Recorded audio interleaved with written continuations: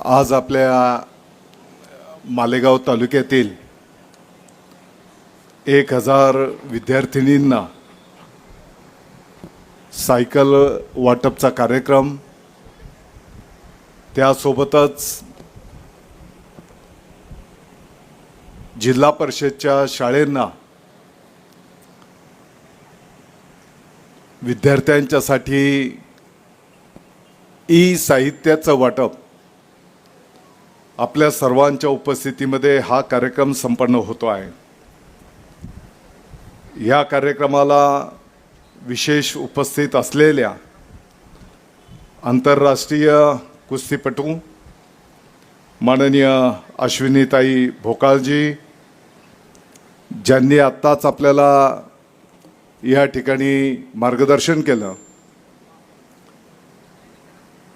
आपल्या जिल्हा परिषदचे शिक्षक माननीय संजयजी कळमकर सर, ज्यांनी CSR फंड्समधून आपल्याला या ठिकाणी सायकल आणि इतर साहित्य उपलब्ध करून दिलं, ते माननीय शहासाहेब, माननीय डावकरेजी, माननीय होरकाटेजी, माननीय चव्हाणजी, माननीय पुरकरजी, पोद्दार फाउंडेशनचे माननीय समीरजी वागळे, स्पर्धा परीक्षांच्या माध्यमातून ज्यांनी अथक कष्टपूर्वक परिश्रम घेतले, खूप अभ्यास केला, मेहनत केली आणि UPSC MPSC स्पर्धा परीक्षांमध्ये आपल्या कुटुंबाचं, आपल्या तालुक्याचं, आपल्या महाराष्ट्राचं नाव मोठं केलं, ते सर्व यशस्वी विद्यार्थी विद्यार्थिनी, मंचावर उपस्थित सर्व सन्मान्य नेतेगण, पदाधिकारी, ज्या विद्यार्थिनींच्यासाठी आजचा हा कार्यक्रम खऱ्या अर्थाने संपन्न होतो आहे, त्या सर्व विद्यार्थिनी भगिनी, शिक्षक बंधू भगिनी, विद्यार्थ्यांचे पालक, पत्रकार मित्र, उपस्थित बंधू आणि भगिनींनो, आपल्याला माहिती आहे, काल 11 एप्रिल महात्मा ज्योतिबा फुले साहेबांची 199वी जयंती संपूर्ण देशात आणि जगाच्या पाठीवर अतिशय उत्साहपूर्ण वातावरणामध्ये साजरी झाली। महात्मा ज्योतिबा फुले साहेबांचा समाजाच्यासाठी, मानव जातीच्यासाठी त्यांनी संपूर्ण आयुष्य खर्च करून जे योगदान दिलेलं आहे, मला वाटतं की तेवढंच किंबहुना त्याच्यापेक्षा एक पाऊल पुढे क्रांतिज्योती सावित्रीबाई फुले साहेबांचंही योगदान त्या ठिकाणी राहिलेलं आहे। आणि म्हणून या महान फुले दाम्पत्याला मी आपल्या सर्वांच्या वतीने विनम्रपणे अभिवादन करतो।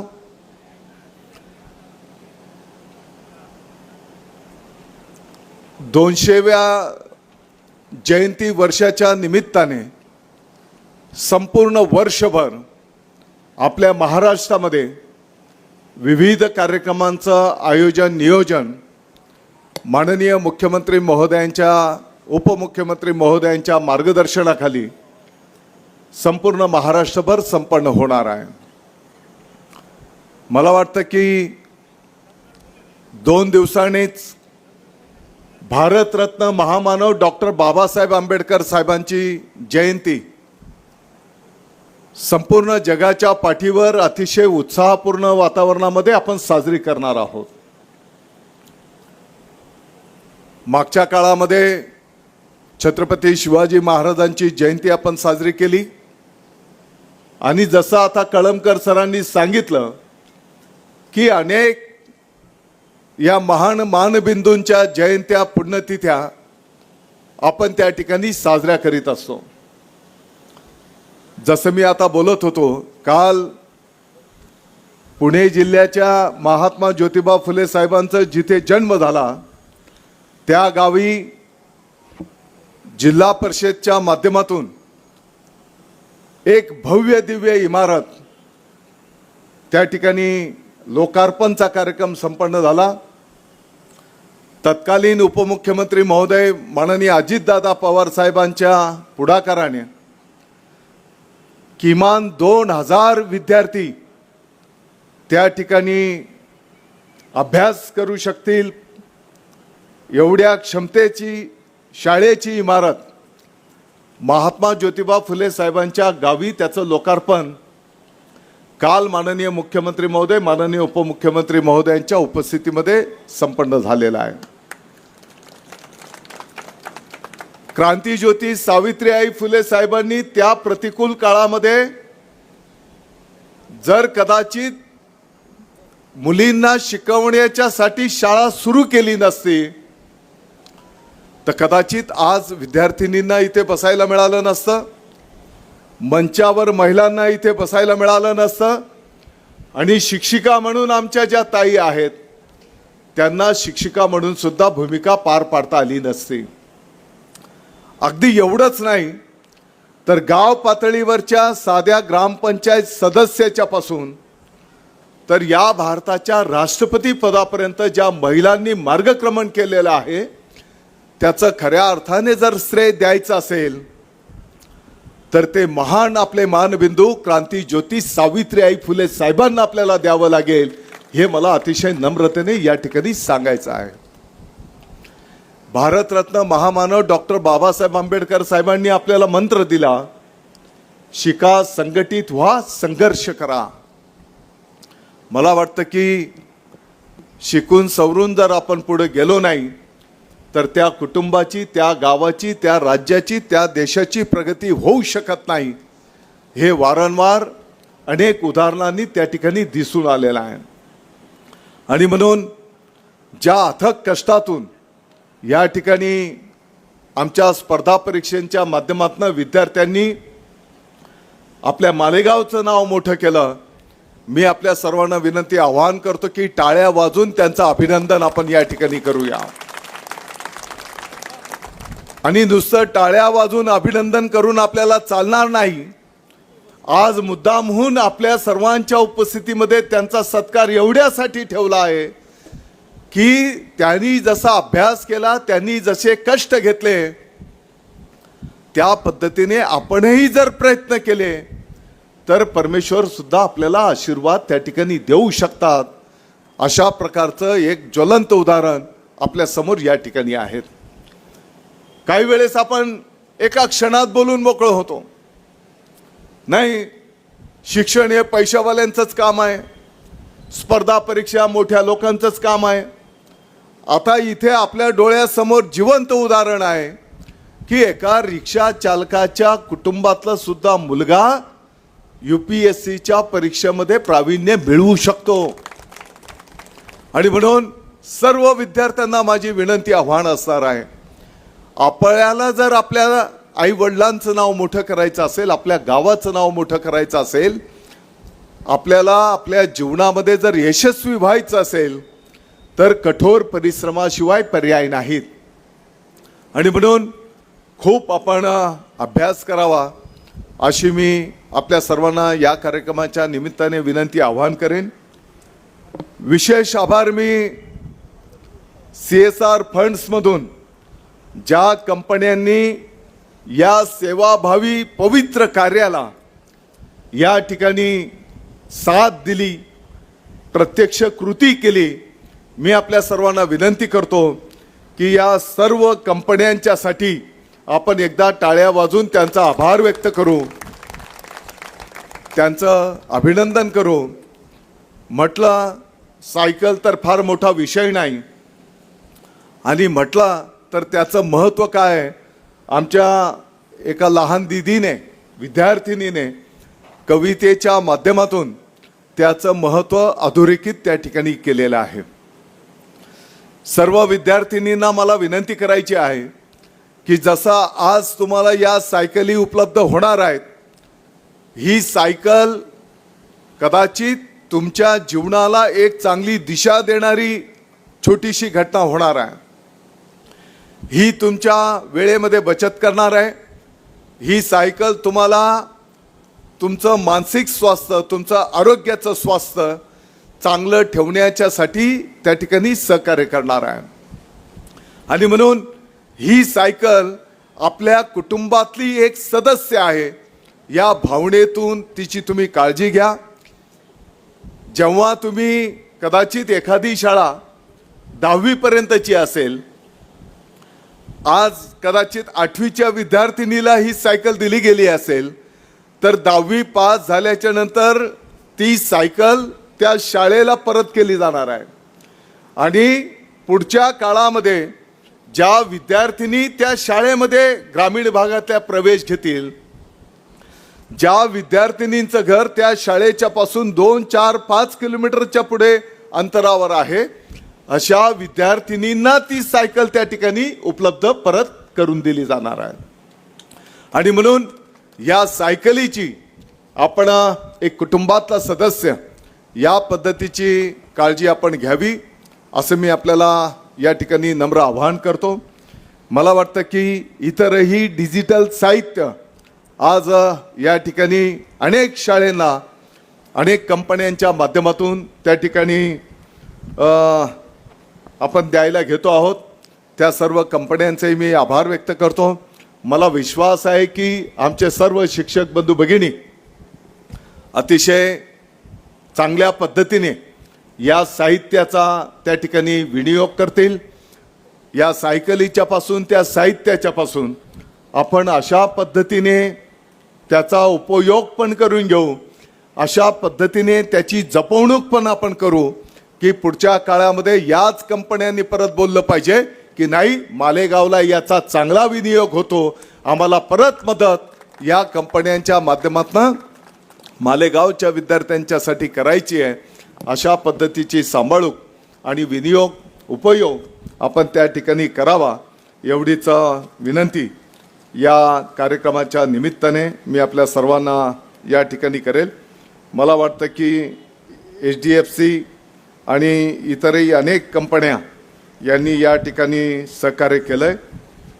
त्याबद्दल त्या सर्व कंपन्यांचं मी या ठिकाणी आभार व्यक्त करतो. सर्वांना विनंती असणार आहे की हा एक स्पर्धेचं युग आहे आणि या स्पर्धेच्या युगामध्ये जर आपल्याला टिकायचं असेल तर निश्चितपणे कष्टपूर्वक आपल्याला त्या ठिकाणी मार्गक्रमण निश्चितपणे करावं लागणार आहे. आणि म्हणून ज्या पद्धतीने स्पर्धा परीक्षांच्या विद्यार्थ्यांनी अभ्यास केलेला आहे त्याच पद्धतीने आपण पुढे जावं, अशी पण मी शुभेच्छा या कार्यक्रमाच्या निमित्ताने देतो. मला या कार्यक्रमाच्या निमित्ताने मंचावर बसलेल्या सर्व पदाधिकारी आणि आपल्या सर्वांना पण विनंती, आवाहन करायचं आहे की जसं आता कळमकर सरांनी सांगितलं, कदाचित एखादं विकासाचं काम, रस्ता असेल, गटार असेल, ते झालंच पाहिजे, कोणाचंही मनामध्ये दुमत असता कामा नये. परंतु ते काम एखादं 2 दिवस पुढे पाठीमागं झालं तरी हरकत नाही, परंतु विद्यार्थ्यांच्या शिक्षणासाठी तात्काळ निर्णय करून जे जे काही करावं लागेल ते आपल्याला त्या ठिकाणी निश्चितपणे करावं लागेल, ही पण मी विनंती या ठिकाणी नम्रतेने करू इच्छितो.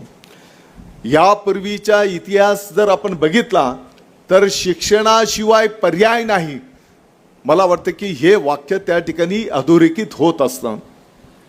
कळमकर साहेबांनी अतिशय चांगल्या भाषेमध्ये आपल्याला ज्या पद्धतीने आपल्या गावातली मंदिरं महत्त्वाची आहेत त्याच पद्धतीने आपल्या त्या गावातल्या शाळासुद्धा एक प्रकारचे ज्ञान मंदिर आहेत, ह्या भावना ज्या त्यांनी ठेवलेल्या आहेत, मला वाटतं की याचा सर्वांनी गंभीरपणे विचार करावा.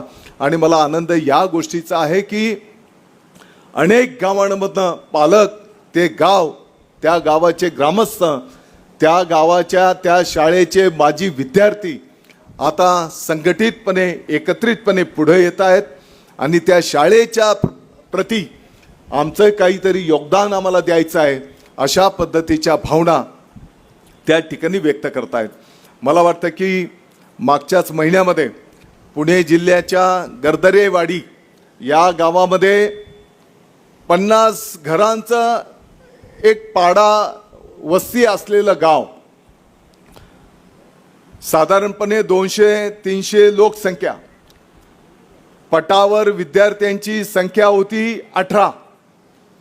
ते गाव एकत्रित आलंय आणि फक्त 1 महिन्याच्या कालावधीमध्ये सर्व शिक्षा अभियानाच्या ज्या षटकोनी शाळेंच्या इमारती आपल्या सगळ्यांना माहिती आहे, ती अशी छोटीशी शाळा गाव एकत्रित आलं. त्या गावाने 10 लाख रुपये एकत्रितपणे गोळा केले.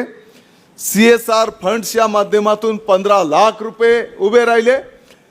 श्रमदान लोकांनी केलं, शासनाने काही खारीचा वाटा मदत दिली आणि फक्त 1 महिन्याच्या कालावधीमध्ये त्या गावाने त्या शाळेचं चित्र बदलून टाकलं. 18 पटसंख्या असलेली ती शाळा मागच्याच महिन्यामध्ये 49च्या पुढे त्या शाळेचा पट गेला आणि मला आता अशी माहिती मिळते आहे की त्या शाळेचा पट 100च्या पुढे जातो आहे. याचा अर्थ असा आहे की त्या शाळेच्या शिक्षक बंधू भगिनींनी त्या गावाने जर ठरवलं तर त्या शाळेचं चित्र बदलू शकतं आणि म्हणून देणाऱ्यांचेही अनेक हात आहेत. त्या हातांच्या पर्यंत आपण पोहोचलो पाहिजे. त्यांना जर आपण आपली भूमिका चांगल्या पद्धतीने जर मांडली तर निश्चितपणे ज्ञानदानाच्यासाठी हजारोच्या लाखोच्या संख्येने देणारे हात आहेत. माझी तर आपल्याला विनंती असणार आहे. आता परवा एका गावामध्ये, मी गावाचं नाव मुद्दामून घेणार नाही, परंतु त्या गावामध्ये परंपरागत तमाशाचा कार्यक्रम संपन्न झाला आणि तमाशा झाला आणि त्या तमाशामध्ये काही 2 जण कार्यक्रम करून आलेले भानगडी मारामाऱ्या. मी त्या गावाला बोललो, अरे या तमाशाच्या पेक्षा त्या तमाशासाठी, त्या यात्रेच्यासाठी तुम्ही जे पैसे गोळा केले होते ते पैसे जर या ज्ञान मंदिरावर जर तुम्ही खर्च केले असते तर पोलीस स्टेशनमध्ये तुम्हाला हेलपाटे मारण्याची गरज पडली नसते. मारामाऱ्या झाल्या, पोलीस स्टेशनमध्ये गुन्हे दाखल झाले, आता तिथे चक्रा मारताय. आणि म्हणून गर्दरेवाडीच्या कार्यक्रमाला, लोकार्पणला जेव्हा आम्ही तिकडे गेलो, आमचे वारे गुरुजी त्यांच्या प्रयत्नातनं ती शाळा उभी राहिली. त्या शाळेचं लोकार्पण कार्यक्रमाला जेव्हा आम्ही गेलो तर त्या 15 दिवसाच्या कालावधीमध्ये आजूबाजूच्या 150 गावांनी निर्धार केला की आम्हाला पण आमच्या गावाच्या शाळेचं चित्र बदलायचं आहे. आणि म्हणून खास करून मी पदाधिकाऱ्यांना विनंती, आवाहन करणार आहे, संपूर्ण महाराष्ट्रामध्ये ही चळवळ सुरू झालेली आहे. लोक चळवळ जोपर्यंत होत नाही तोपर्यंत कोणताच कार्यक्रम यशस्वी होत नाही. आणि मग राज्यामध्ये जर अशी लोक चळवळ सुरू झालेली असेल आणि शिक्षण मंत्री तिथे फार मोठं भाषण करत असेल तर त्याच्या तालुक्यामध्ये काय परिस्थिती आहे, असं जर उद्या कोणी बोट ठेवला म्हणजे काही वाईट काम. आपल्या मालेगावच्या सर्व शिक्षक बंधू भगिनींचं पण टाळ्या वाजवून तुम्ही अभिनंदन करा. विद्यार्थिनींनी जोरात टाळ्या वाजवा. अतिशय चांगलं काम आपल्या मालेगाव तालुक्याच्या, महाराष्ट्राच्या शिक्षक बंधू भगिनींच्या माध्यमातून संपन्न होताना तुम्हाला पाहायला मिळत आहे. मी आपल्याला आश्वस्त करू इच्छितो, छोट्या छोट्या अनेक गोष्टी आपण करायला घेतलेल्या आहेत आणि सर्व गोष्टींचा सारांश तुम्हाला पुढच्या वर्षाला दिसेल. मराठी शाळेंची पटसंख्या किमान 1.5 पटीने वाढलेली तुम्हाला त्या ठिकाणी निश्चितपणे दिसून येणार आहे. एकीकडे काही वर्षांपासून आम्ही पाहतो आहोत की आपल्या मराठी शाळेंची पटसंख्या कमी होते आहे, शाळा बंद पडतायत. आजचा हा सायकल वाटपचा जो कार्यक्रम संपन्न होतो आहे, मी उद्याच माननीय मुख्यमंत्री महोदय, माननीय उपमुख्यमंत्री महोदयांना विनंती आवाहन करेल, त्यांना नम्रतेने आजच्या कार्यक्रमाचं महत्त्व सांगेन आणि मला विश्वास आहे माननीय मुख्यमंत्री महोदय आणि माननीय उपमुख्यमंत्री महोदय ज्यांच्या जिव्हाळ्याचा शिक्षण विषय आहे ते बिलकुल नाही म्हणणार नाही आणि येणाऱ्या काळामध्ये महाराष्ट्राच्या सर्व शासकीय शाळांमध्ये पहिल्या टप्प्यामध्ये किमान 8वीच्या विद्यार्थिनींना सायकल दिली गेली पाहिजे या पद्धतीचा कार्यक्रम आपण येणाऱ्या शैक्षणिक वर्षामध्ये त्या ठिकाणी निश्चितपणे राबवू. मला वाटतं की माननीय मुख्यमंत्री महोदय देवेंद्रजी फडणवीस साहेब, माननीय उपमुख्यमंत्री महोदय एकनाथजी शिंदे साहेब ज्यांचा शिक्षण हा अतिशय जिव्हाळ्याचा विषय आहे, माननीय उपमुख्यमंत्री महोदया सुनीत्राताई पवार साहेब यांच्या नेतृत्वाखाली ते निश्चितपणे या सर्व कार्यक्रमांना मान्यता देतील आणि मोठ्या प्रमाणात आपण विद्यार्थिनींना सायकल त्या ठिकाणी निश्चितपणे उपलब्ध करून देऊ. आता विद्यार्थिनींना सायकल मिळाल्या आहेत. भिकन आबा मला बोलत होते, दादा भाऊ विद्यार्थिनींना सायकल दिली, विद्यार्थी नाराज होतील. मी बोललो आबासाहेब पुढच्या टप्प्यामध्ये विद्यार्थ्यांचा पण आपण विचार करू. परंतु आता या देशाचे आपल्या सर्वांचं दैवत छत्रपती शिवाजी महाराजांची आपल्याला शिकवण आहे, माय भगिनींचा सन्मान करा. महात्मा ज्योतिबा फुले साहेबांनी पण कृतीमधनं दाखवून दिलं की महिला भगिनींचा सन्मान करा. भारतरत्न महामानव डॉक्टर बाबासाहेब आंबेडकर साहेबांनी आणि अनेक महान नेत्यांनी दाखवून दिलं की महिला भगिनींचा सन्मान करा. आणि याच मार्गावर आपल्या भारताचे लोकप्रिय प्रधानमंत्री आदरणीय नरेंद्र मोदी साहेबांनी पण आत्तापर्यंत ग्रामपंचायत, जिल्हा परिषद, नगरपालिका, महानगरपालिकेमध्ये महिलांच्यासाठी जे आरक्षण होतं ते आरक्षण आता सुनील देवरे माऊली साहेब आता विधानसभेमध्ये पण आणि लोकसभेमध्ये पण लागू होणार आहे. महिलांसाठी जागा राखीव होणार आहेत आणि म्हणून आबासाहेब आपण पहिल्या या भगिनींना त्या ठिकाणी प्राधान्य दिलेलं आहे आणि पुढच्या काळामध्ये निश्चितपणे विद्यार्थ्यांना सुद्धा या सायकली आपण उपलब्ध करून देऊ.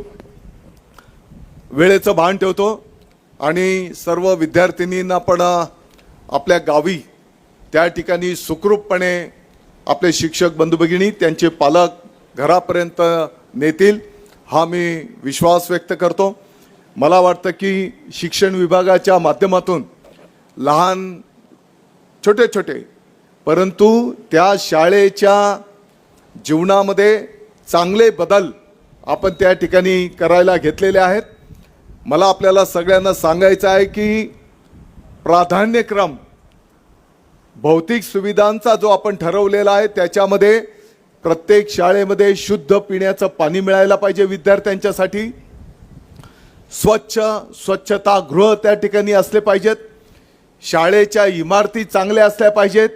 दुरुस्ती करायची गरज असेल तर दुरुस्ती करू, निर्लेखित करायच्या असतील तर निर्लेखित करणं, त्या नवीन इमारती बांधणं, क्रीडांगण असलं पाहिजे, वाचनालय असलं पाहिजे, लॅब असली पाहिजे, ई सुविधा असल्या पाहिजेत आणि या सर्व पद्धतीने पुढे नेण्याचं काम आपण त्या ठिकाणी करतो आहोत. विभागाचं स्लोगन आहे राष्ट्र प्रथम, आपला देश सर्वोच्च स्थानी. आणि देश जेव्हा आपण सर्वोच्च स्थानी बोलतो तर मला वाटतं की जातीपाती धर्माच्या पलीकडे जाऊन आम्ही सर्व भारतीय आहोत या भावनेतून या शिक्षण पद्धतीमध्ये बदल आपल्याला त्या ठिकाणी करायचे आहेत.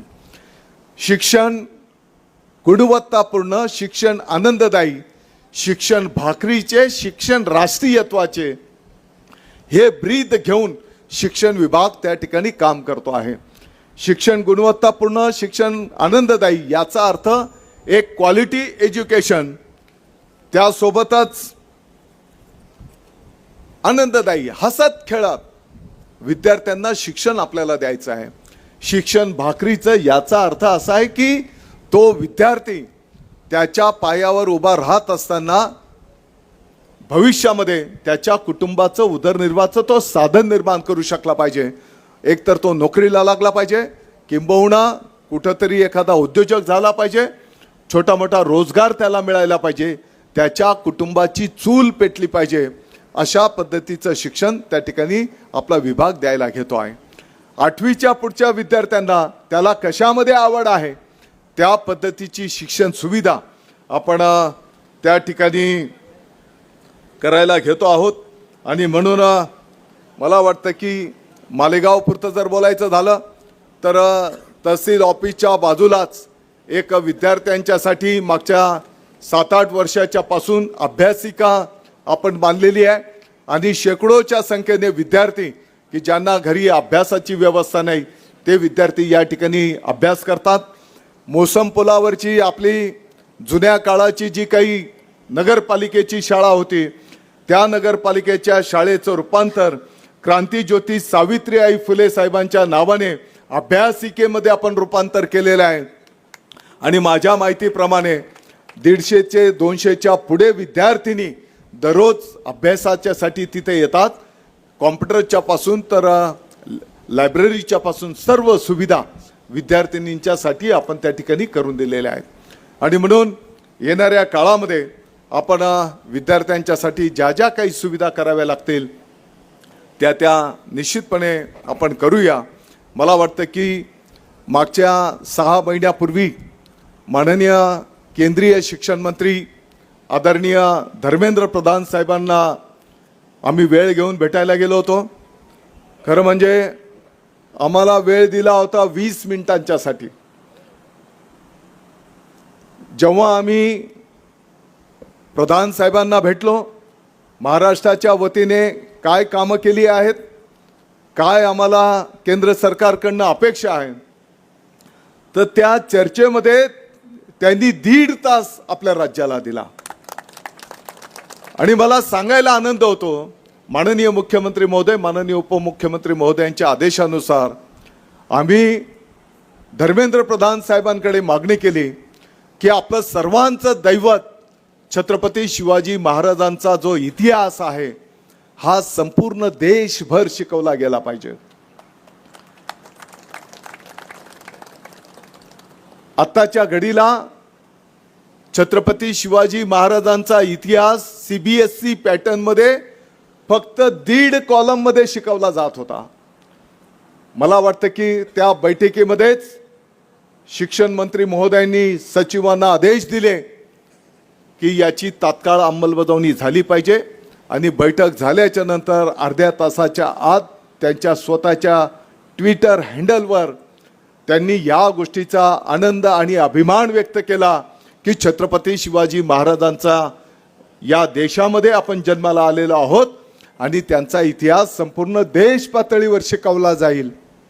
मला आपल्याला सगळ्यांना सांगायला आनंद होतो की येणाऱ्या शैक्षणिक वर्षामध्ये CBSE पॅटर्न म्हणजे देश पातळीवर छत्रपती शिवाजी महाराजांचा इतिहास, आपल्या या महाराष्ट्राचा इतिहास 21 पानांमध्ये संपूर्ण देशामध्ये शिकवला जाणार आहे. ज्या पद्धतीने या कार्यक्रमाची सुरुवात गरजा महाराष्ट्र माझा हे राज्यगीत गाऊन आपण केलेली आहे, समारोप आपण राष्ट्रगीताने करणार आहोत, जनगणमनाने. आणि म्हणून प्रत्येक शाळेमध्ये राष्ट्रगीताच्या नंतर त्याच सन्मानाने राज्यगीत पण गायलं गेलं पाहिजे. हे बंधनकारक संपूर्ण माध्यमांच्या शाळेमध्ये आपण त्या ठिकाणी केलेलं आहे. मराठी भाषा शिकवणं सर्व इंग्रजी माध्यमाच्या असतील किंवा इतर सर्व माध्यमांच्या शाळेमध्ये बंधनकारक हा जो काही कायदा नियम आहे येणाऱ्या काळामध्ये त्याची प्रभावी अंमलबजावणी आपल्याला होताना त्या ठिकाणी निश्चितपणे दिसणार आहे. आणि म्हणून मी आपला जास्तीचा वेळ घेणार नाही, परंतु एक आपल्याला निश्चितपणे सांगू इच्छितो, येणाऱ्या वर्षभरामध्ये तुम्हाला शिक्षण क्षेत्रामध्ये छोटे छोटे परंतु अतिशय चांगले बदल. आणि आता येणाऱ्या काळामध्ये शिक्षक भरती पण जी होईल ना ती अतिशय म्हणजे संस्थांमध्ये शैक्षणिक संस्थांमध्ये अतिशय उच्च शिक्षित शिक्षक त्या ठिकाणी संपूर्ण राज्याला मिळणार आहेत. टीईटी टेट पवित्र पोर्टलद्वारा त्या ठिकाणी शिक्षक भरती होईल. आपल्याला माहिती आहे अनेक गोरगरीब हुशार विद्यार्थी आहेत, त्यांच्याकडे चांगल्या पदव्या आहेत, परंतु सगळेच नाही बोलणार मी, पण काही संस्था चालक असे पण आहेत की त्यांना बाकीच्या गोष्टी केल्याशिवाय त्या उमेदवारांना नोकऱ्या देत नाहीत. आणि म्हणून यापूर्वीच्या काळामध्ये टीईटी पवित्र पोर्टलद्वारा संस्थेला एका जागेच्या साठी 10 पर्याय दिले जायचे.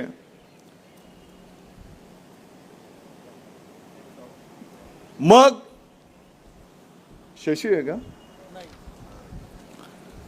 त्या 10 शिक्षकांमधून कोणाला घ्यायचं हे ते संस्था चालक ठरवायचे.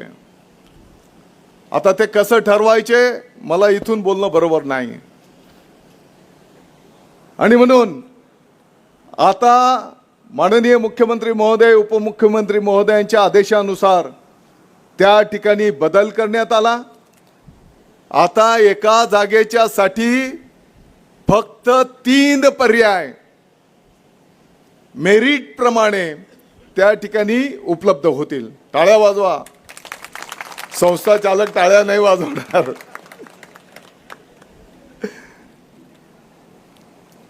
आणि 3 पर्यायांमध्ये पण तोंडी मुलाखतीला यापूर्वी जे 30 गुण होते त्या ठिकाणी आता फक्त 10 गुण तोंडी मुलाखतीला त्या ठिकाणी देण्याचं प्रावधान त्या ठिकाणी करण्यात आलेलं आहे. ते 10 गुण पण कोणत्या बिंदूंना द्यायचे याचंही निकष त्या ठिकाणी घालून देण्यात आलेला आहे. याचा अर्थ असा आहे की एक क्वालिटी शिक्षक त्या ठिकाणी उपलब्ध होईल. शासकीय शाळांमध्ये तर एकाच एक, आता जिल्हा परिषद जर असेल तर एका जागेसाठी एकच शिक्षक, म्हणजे त्याची थेट भरती होईल, त्याला कोणाला भेटण्याची पण आवश्यकता नाही. सरकारी शाळांमध्ये नियुक्ती करत असताना कोणालाच भेटण्याची आवश्यकता नाही. अशा प्रकारचं अतिशय पारदर्शक पद्धतीने, कारण आपण पाहतो अगदी अंगणवाडीचे ती ताई असेल, मदतनीस असेल, सेविका असेल, यांना जर आपण या मेरिटच्या पद्धतीने भरती करतो आणि मग या शिक्षक पदांच्यासाठी सुद्धा मला वाटतं की जे भाव लावले जायचे ते याच्या पुढे बिलकुल कोणाला करता येणार नाही. आणि असं जर कोणी कृत्य केलं तर त्यांच्यावर कठोर कारवाई केली जाईल, हे सुद्धा प्रावधान त्या कायद्यामध्ये त्या ठिकाणी करण्यात आलेलं आहे. आणि म्हणून येणाऱ्या काळामध्ये एक क्वालिटी शिक्षक आपल्याला त्या ठिकाणी निश्चितपणे उपलब्ध होतील. शिक्षकांचाही काही अडीअडचणी आहेत, काही प्रश्न पाठीमागच्या काळात आपण सोडवले. आपल्याला माहिती आहे की 14 समित्या होत्या. 14 समित्यांची माहिती दर महिन्याला दर 3 महिन्याला द्यावी लागायची. आता 15 समित्यांचं रूपांतर फक्त 4 समित्यांमध्ये आपण केलेलं आहे की जेणेकरून माहिती देण्यामध्ये जास्तीचा वेळ आपल्या शिक्षक बंधू भगिनींचा जाणार नाही.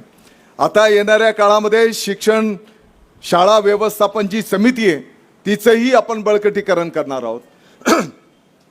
प्रत्येक शाळेमध्ये वार्षिक स्नेह संमेलन होताना तुम्हाला दिसेल. प्रत्येक शाळेमध्ये विद्यार्थ्यांच्या पालकांचा मेळावा होताना तुम्हाला दिसेल. पालकांचा मेळावा होत असताना माता पालक याला तर प्राधान्य त्या ठिकाणी दिलं जाणार आहे. यापूर्वीच्या काळामध्ये एकल पालक म्हणजे ज्या विद्यार्थ्यांना आई नाही किंवा वडील नाही किंवा दोन्ही नाहीत किंवा त्यांचे पालक गंभीर आजाराने आजारी आहेत, अशा विद्यार्थ्यांना दर महिन्याला त्या ठिकाणी एक मानधनाची व्यवस्था होती.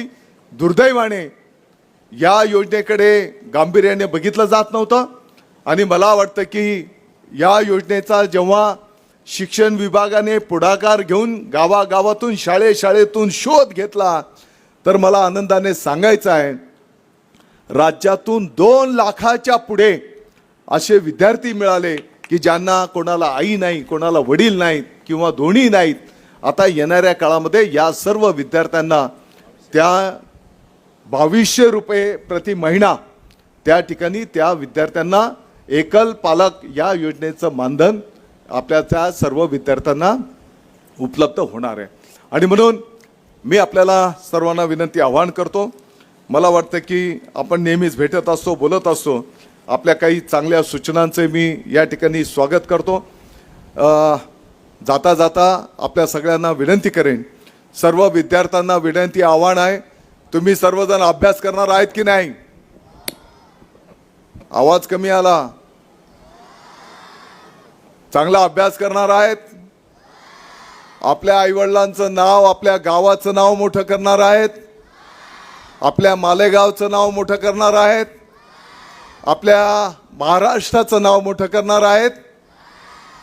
मग तुम्हाला जे जे काही लागेल शाळेच्यासाठी ते आम्ही तुम्हाला 100% उपलब्ध करून देऊ.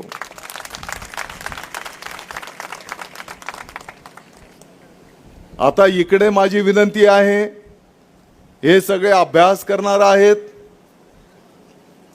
अभ्यासाच्या सोबत त्यांना खूप खेळायला पण द्या.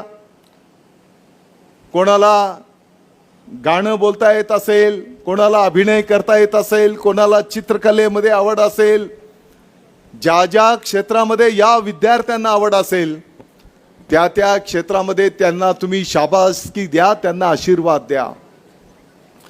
येणाऱ्या काळामध्ये शिक्षक भरती करताना खेळ, स्पोर्ट्स, कला याही क्षेत्रातल्या शिक्षकांची भरती आपण त्या ठिकाणी करतो आहोत की जेणेकरून कला क्रीडा गुणांना यांना सपोर्ट मिळाला पाहिजे. माझी तुम्हाला विनंती असणार आहे, जसं कळमकर सरांनी सांगितलं की थोडा मोबाईलमधनं वेळ काढा. आपल्या घरातले जे विद्यार्थी आहेत, विद्यार्थिनी आहेत, त्यांच्याशी दररोज 1-अर्धा तास तुम्ही गप्पा मारा. तुम्हाला आज शाळेत काय शिकवलं, ते शिक्षण घेत असताना तुम्हाला काही अडचण आली का? मला वाटतं की कदाचित काही चांगल्या गोष्टी ते तुमच्या कानावर घालतील, त्या सुधारणा आपण निश्चितपणे करू. परंतु थोडासा मोबाईल पण आपण बाजूला ठेवा. तळवाडे गावाने निर्धार केला, मला वाटतं की धाराशिव जिल्ह्याने निर्धार केला, दररोज संध्याकाळी 7 वाजेपासून तर 9 वाजेपर्यंत त्या गावामध्ये टीव्ही बंद आणि मोबाईल बंद. टाळ्या कमी वाजे राहणार तुम्ही.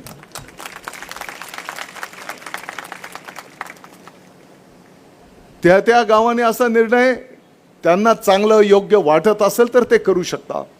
2 तास फक्त अभ्यास करायचा, टीव्ही बंद. नाही तर कळमकर सरांनी सांगितलं, साज भी कभी बहू थी, तेच येडं बनवता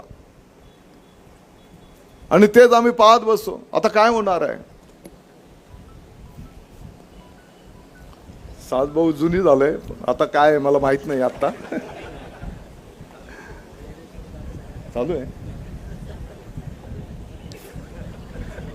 चालू आहे म्हणजे तो पाहतोय.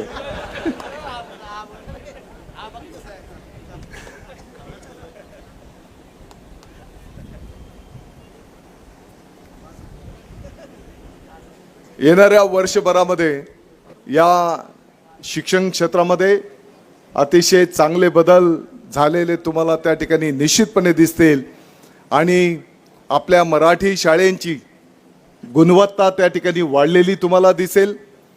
आणि म्हणून मी सगळ्यांना विनंती आवाहन करतो की हे जे शिक्षणाचं आमच्या या बालकांचं वय आहे. याच वयामध्ये जर आपण चांगलं शिक्षण, त्याच्यासोबतच एक चांगले विचारांची सुद्धा त्या ठिकाणी आवश्यकता आहे. या वयामध्येच जर आपण त्यांना चांगले विचार दिले तर निश्चितपणे ते त्यांच्या भावी जीवनामध्ये यशस्वी होतील. मला वाटतं की हेच विद्यार्थी आमचं दैवत आहेत. शिक्षक बंधू भगिनी त्या मंदिराचे पुजारी आहेत आणि ज्ञानदानाचं पवित्र कार्य प्रसाद म्हणून ते या विद्यार्थ्यांना देत असतात. आमच्या शिक्षक बंधू भगिनींच्याही पाठीमागे सर्व पालकांनी, त्या गावांनी खंबीरपणे उभे राहा एवढीच विनंती या कार्यक्रमाच्या निमित्ताने करतो. शिक्षक बंधू भगिनींना मी विनंती आवाहन करेन. मला वाटतं की जसं एक डॉक्टर जीवन दानाचं पवित्र कार्य संपन्न करतो, किंबहुना त्याच्यापेक्षाही मोठं एक डॉक्टर असेल, वकील असेल, एक अधिकारी असेल, एक राजकीय नेता असेल, किंबहुना या देशाचं सर्वोच्च पद असेल, ते घडवण्याचं पवित्र कार्य देण्याची संधी परमेश्वराने आपल्याला दिलेली आहे. पाठीमागच्या काळामध्ये कळमकर सर आपल्या महाराष्ट्राचे 50 शिक्षक बंधू भगिनी मला वाटतं सिंगापूरच्या अभ्यास दौऱ्यावर गेलेले होते आणि त्या अभ्यास दौऱ्यावरून आल्याच्या नंतर 8 दिवस काही होते आणि मग महिन्याभराच्या नंतर आम्ही त्यांची एक बैठक घेतली आणि त्यांना विचारलं की सिंगापूरमध्ये नाविन्यपूर्ण काय, विशेष काय आहे. तर त्यांनी सांगितलं की सिंगापूरमध्ये आमचे शिक्षक बंधू भगिनी शिक्षक म्हणून म्हणजे एक उदरनिर्वाहाचं साधन म्हणून ते काम करत नाही, तर हे पवित्र कार्य आहे. त्या समर्पित भावनेतून तिथले शिक्षक बंधू भगिनी ज्ञानदानाचं काम करतात. आणि मग 2 क्रमांकाला त्यांचे इन्फ्रास्ट्रक्चर चांगलं आहे. मला वाटतं की इन्फ्रास्ट्रक्चरची तर आवश्यकता आहे, शासनाची ती जबाबदारीच आहे. परंतु आपण जर बघितलं असेल आपल्या त्र्यंबकेश्वरच्या हिवाळी शाळेला आपल्यापैकी अनेक शिक्षक बंधू भगिनी ग्रामस्थ जाऊन आलेले असतील. ताडपत्रीमध्ये असलेली शाळा सुद्धा किती चांगल्या पद्धतीने विद्यार्थ्यांना ज्ञानदानाचं कार्य संपन्न करू शकते हे सुद्धा आपण त्या आदिवासी भागाच्या शाळेच्या विद्यार्थ्यांचं बघितलेलं आहे. आणि म्हणून आपण जर ठरवलं तर निश्चितपणे याच विद्यार्थ्यांच्या माध्यमातून एक आमच्या भोकनाळताईसारख्या खेळाडू असतील, किंबहुना स्पर्धा परीक्षांमधनं आलेल्या विद्यार्थ्यांच्या सारखे असतील, किंबहुना मंचावर माझ्या सकट बसलेल्यासारखे लोकप्रतिनिधी असतील, हे आपण निर्माण करू शकता. आणि हे पवित्र कार्य करण्याची संधी आपल्याला या माध्यमातून मिळते आहे. आणि हे पवित्र कार्य तुमच्या हातून संपन्न हो, त्यासाठी ज्या ज्या काही अडचणी असतील तर एक भाऊ म्हणून आम्ही सर्वजण तुमच्याही सोबत, तुमच्या पाठीमागे खंबीरपणे उभं राहू एवढंच मी या निमित्ताने सांगतो.